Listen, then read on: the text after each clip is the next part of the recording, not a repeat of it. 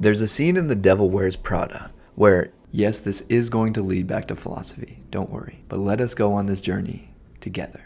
There's a scene in The Devil Wears Prada where Anne Hathaway snickers at her superiors trying to decide between two nearly identical belts. It's at this moment that Meryl Streep realizes that her new protege thinks that she's above fashion. Meryl explains that Anne Hathaway thinks that she chose her frumpy sweater randomly from a bargain bin, and that what it says about her is that she's too busy to worry about fashion. What she doesn't know is that this blue isn't just some color chosen at random. It was in vogue in 2002 when a famous designer brought it out and then used it for multiple years until it had a trickle-down effect where it became a color so standard that it could be found in a random clearance rack at Walmart. Anne Hathaway thinks that she chose her clothing of her own volition, but it was the result of millions of dollars in revenue and countless jobs created that guided her free will. In the same way, people also think that philosophy doesn't apply to them. What's all this high-minded nonsense, they say, as if they have real problems to deal with and families to raise. These philosophers are pretentiously going about contributing nothing to society while discussing the airy-fairy meaning of things.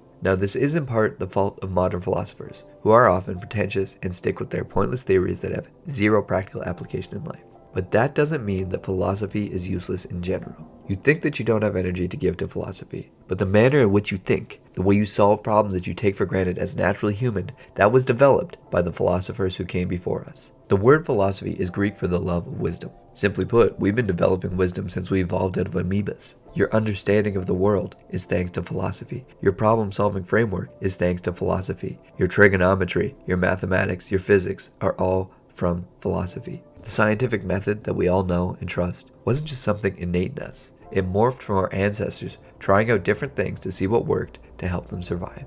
The Socratic dialogue that promotes critical thinking and testing assumptions isn't something innate, but it's a method of exploration that was so new that people in Socrates' time when he developed it actually had him killed for being annoying. Many of the machinations in your mind that you believe are human nature, the ideologies of capitalism or communism, they are the result of philosophical thought and exploration done by our ancestors. Much like Meryl Streep letting Anne Hathaway know that she's been being led by the fashion industry her entire life without knowing it, you've been guided by philosophy, and your choices made using your own free will are actually the result of the mental frameworks installed many millennia before you were born.